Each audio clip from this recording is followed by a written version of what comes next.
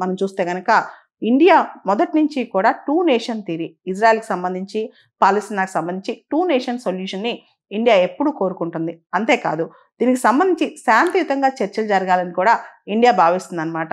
Israel పాలస్తీనాకి సంబంధించిన అంశాల్లో India డీహైఫనేషన్ policy follow అవుతుంది. అంటే వాళ్ళిద్దరికి సంబంధించిన అంశంలో ఇండియా ఆ అంశంతో ఇండియా యొక్క రిలేషన్స్ ఇజ్రాయెల్తో ముడిపెట్టకుండా ఇజ్రాయెల్తో ప్రత్యేకమైన సంబంధాలు ఇండియా కలిగి ఉందన్నమాట.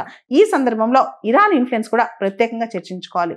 ఇరాన్ మొదటి నుంచి హమాస్కి పూర్తి స్థాయిలో సపోర్ట్ చేస్తుందన్నమాట. అయితే భారతదేశం మాత్రం ఒక శాంతి కాముక దేశంగా ఒక పక్క ఇజ్రాయెల్తో స్ట్రాటజిక్ పార్ట్నర్షిప్, మరో పక్క హ్యూమానిటేరియన్ ఇష్యూస్ వీటన్నిటిని కన్సిడర్ చేసి ఒక ప్రాపర్ డిప్లొమాటిక్ రోల్ ప్లే చేయాలని చెప్పి కూడా అనేక వర్గాలు కోరుకుంటున్నాయి. అయితే ఇండియా వెస్ట్ ఏషియా, పశ్చిమాసియా విషయంలో చాలా ఆచితూచి చాలా బ్యాలెన్స్ స్టెప్స్ వేయాలి. ముఖ్యంగా అక్కడ మన డయాస్పోరా కావచ్చు, ట్రేడ్ కారిడార్స్ కావచ్చు, మన ఆయిల్ ఇంపోర్ట్స్ కావచ్చు, ఇవన్నీ అక్కడ ముడిపడి ఉన్నాయి. కాబట్టి వెస్ట్ ఏషియా విషయంలో ఇండియా స్టెప్స్ తీసుకునే ముందు చాలా బ్యాలెన్స్డ్గా, చాలా డిప్లొమాటిక్గా, ముఖ్యంగా పీస్ అనే దానికి ప్రయారిటీ ఇస్తూ, సత్సంబంధాలకు ప్రయారిటీ ఇస్తూ ముందుకెళ్తుందన్నమాట. అయితే రీసెంట్గా ఇజ్రాయెల్ మాత్రం ఇరాన్ పైన అనేక ఆరోపణలు చేస్తుంది. ఇరాన్ హమాస్ సపోర్ట్ చేస్తుంది, హమాస్ లష్కర్ తోయిబా కలిసి ఉంటున్నాయి. అంతేకాదు ఇరాన్ ఇప్పుడు ఆఫ్రికా దేశమైన సూడాన్తో ఫ్రెండ్షిప్ స్టార్ట్ చేస్తుంది. రెడ్ సీలో పెత్తనం చేయడానికి ట్రై చేస్తుంది.